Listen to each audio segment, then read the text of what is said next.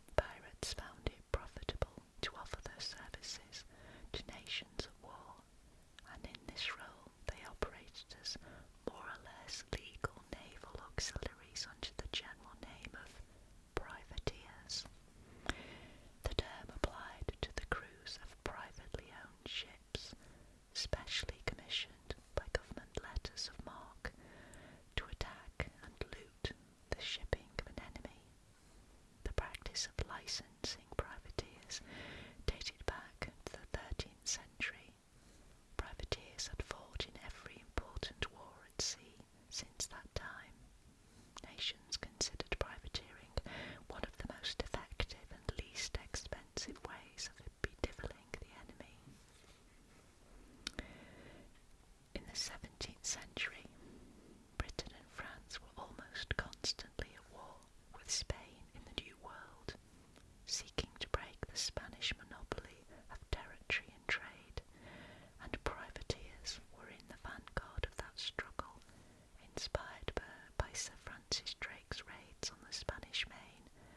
English adventurers, and French and Dutch ones as well, continually harassed the Caribbean and Pacific seaboards of Spanish America, their greatest success being Sir Henry Morgan's 1671 raid on Panama, the richest town of the Spanish American Empire. The distinction between these sea raiders and the pirates who followed them was as often as not in the eye of the beholder. The Spanish, in fact, flatly called them piratas, but Morgan and his cohorts regarded themselves as a special breed of privateer. They termed themselves buccaneers or buccaneer. The term meant smoker of meat in French, and that is really what the early ones were, herdsmen and woodsmen on the Caribbean island of Hispaniola, before they turned their hand to sea roving.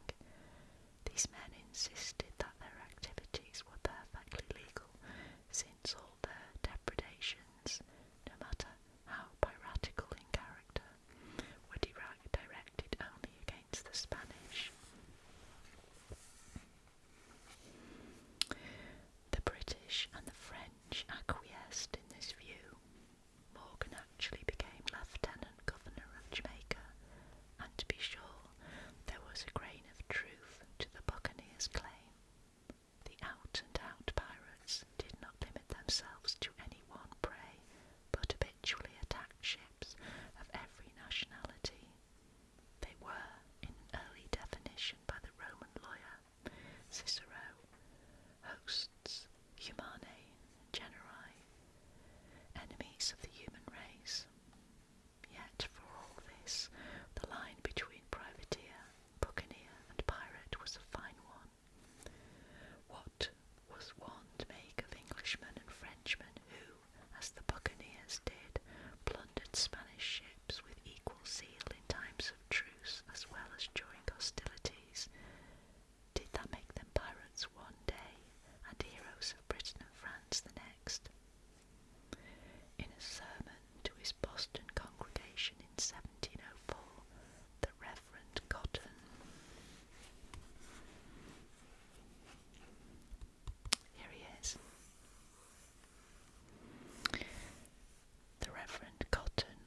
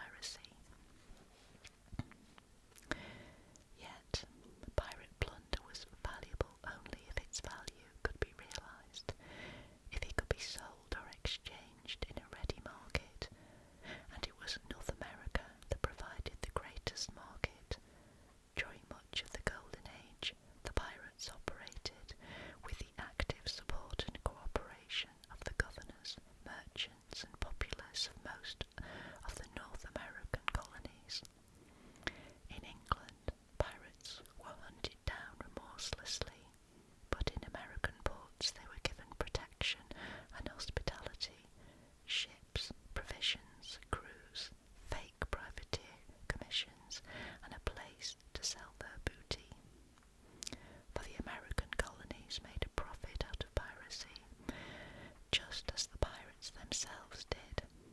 What is more, by condoning piracy, the Americans struck a blow against British rule in a growing struggle that was to culminate in the American War of Independence.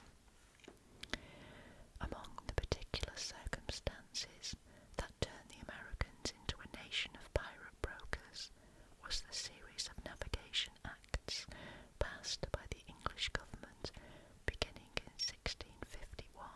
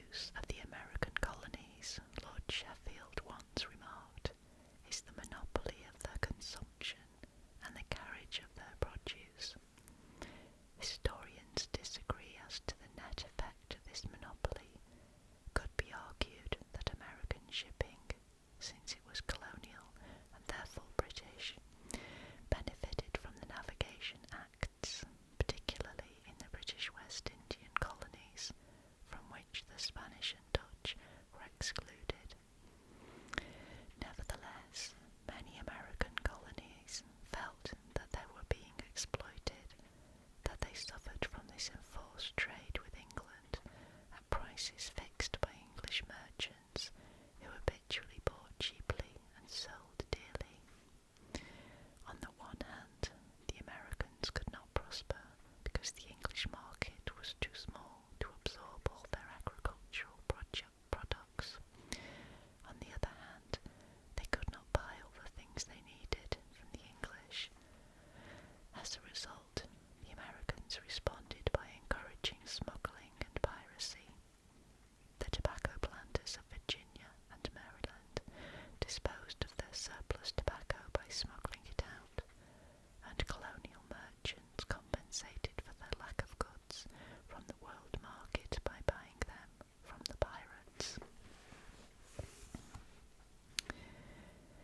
In 1696, Edward Randolph, Surveyor General of the Customs in New England, sent back a memorandum to London entitled A Discourse About Pirates, with proper remedies to suppress them. He wrote of the pirates, "In the 1670s I observed that they were fitted out vessels of 60 or 70 tons and sent them without commission to the Spanish West Indies, whence they brought home great quantities of silver coins and bullion, with rich capes, church plate and other riches, insomuch that the Spanish ambassador complained thereof.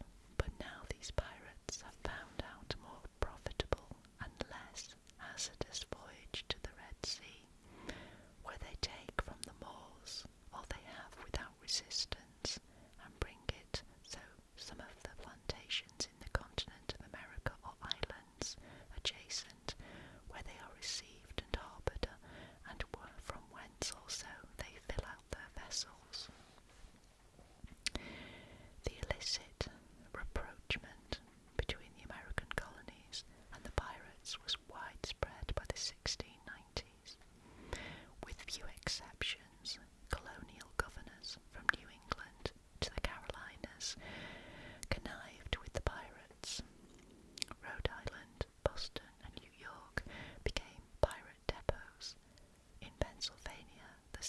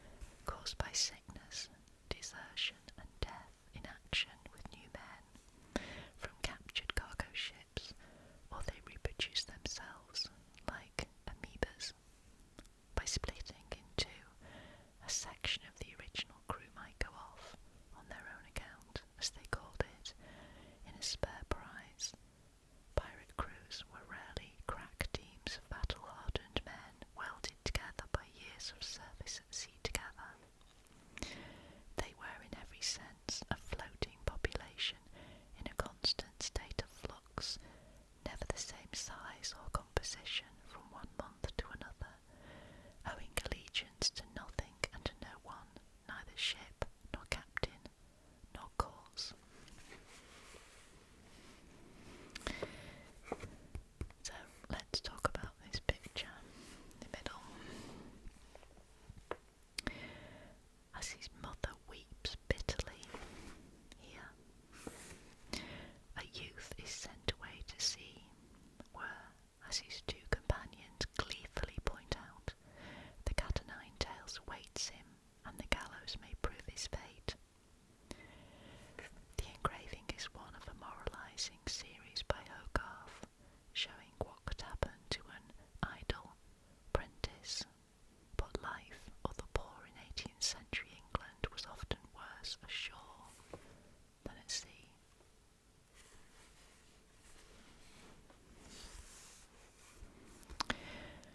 What made some men turn to piracy lay in the nature of their life at sea. A common grievance among sailors was the harshness of discipline on board merchant and navy ships.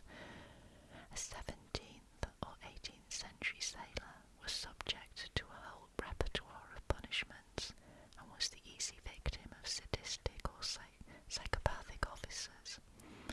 Some made their men swallow cockroaches or knock their teeth out and force them to gag on their own blood by jamming their mouths with iron bolts.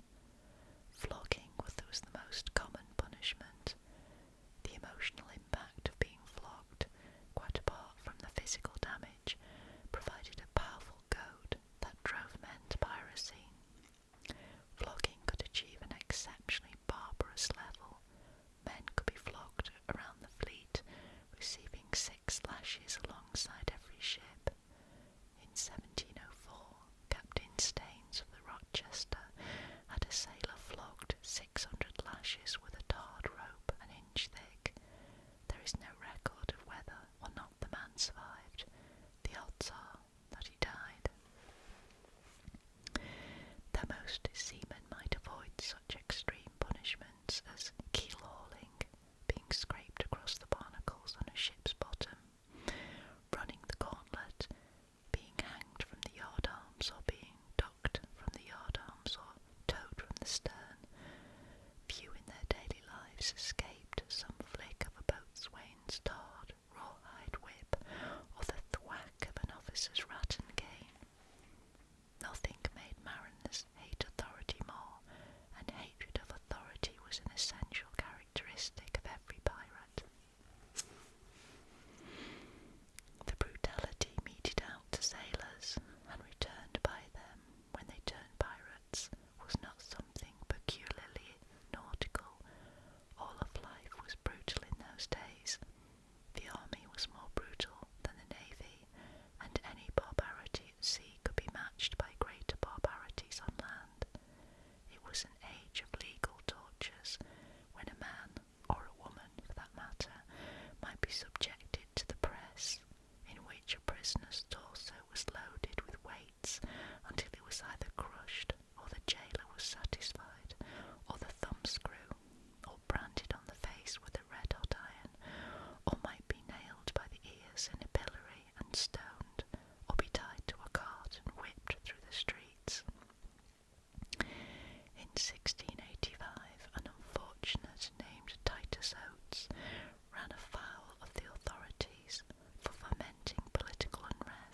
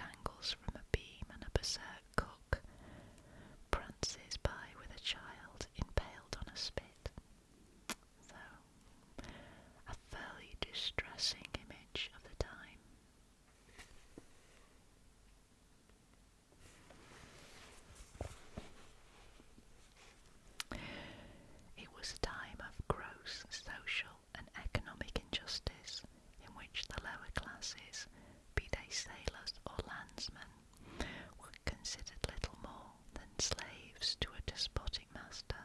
In 1688, by one scholar's estimate, 75% of Britain's national income went to barely 20% of her population, and while the gentry enjoyed their silks and carriages, the pale little children of the poor were sent out at the age of 7 to labour in the mines and mills for a mere shilling a week. They commonly died there, too, of fatigue, of cold, of heat, of some foreman's sadistic beating.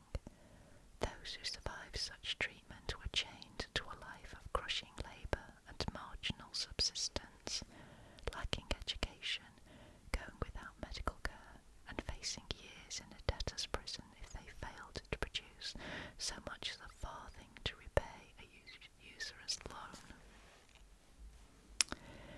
It is no wonder that the pirate captain, Charles Bellamy, could turn to the stubborn captain of a captured merchantman who refused to join his pirate crew and rage at him. "Damn ye, you are a sneaking puppy, and so are all those who will submit to be governed by laws which rich men have made for their own security, for the cowardly whelps have not the courage otherwise to defend what they get by their knavery. But damn ye altogether, damn them for a pack of crafty rascals, and you who serve them for a parcel of hen-hearted numbskulls. They vilify us, they scoundrels do. Then there is only this difference. They rob the poor under the cover of law, forsooth, and we plunder the rich under the protection of our own courage. Had ye not better make one of us than sneak after the arses of those villains for employment?" Yet, if the all-pervasive injustice and harshness of the day mentally prepared a sailor for some kind of change, it was the lure of money that provided the strongest impetus. Sailors were not atrociously paid in comparison with their social equals on land. A seaman commonly got slightly more than £1 a month, whereas a labourer saw less than half that. But unless a seaman rose to the rank of master and was able to buy a share of his ship or his cargo, which happened rarely, he could not expect much more than an impecunious working life and an austere old age. Piracy could change this bleak prospect. In the great days of the pirate round, scores of ships returned with booty amounting to £1,500, £2,000, and at least once £4,000 per man. This sort of money was almost beyond belief in those days, equal to the annual income of the elite of England, the great landlords of the peerage. It was double the income of most merchants and bankers of London. By comparison, the governor of the East India Company in Bombay earned a salary of only £300 per annum, his senior agents £30, a clerk £5 a year. For a particular kind of disaffected sailor, the prospect of sharing in a real haul was irresistible. The rewards outweighed the risks, and since a man could be hanged for stealing a shilling, he had no compunction about stealing a fortune. Bartholomew Roberts most succinctly summed up the pirate's outlook. "In an honest service, there is thin rations, low wages, and hard labour. In this, plenty and satiety, pleasure and ease, liberty and power, and who would not balance creditor on this side, when all the hazard that is run for it at worst is only a sour look or two at joking? No, a merry life and a short one shall be my motto."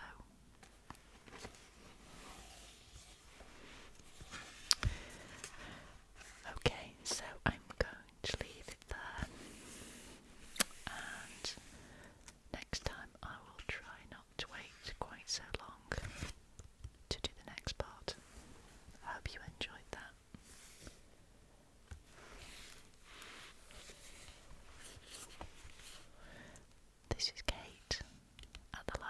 whispers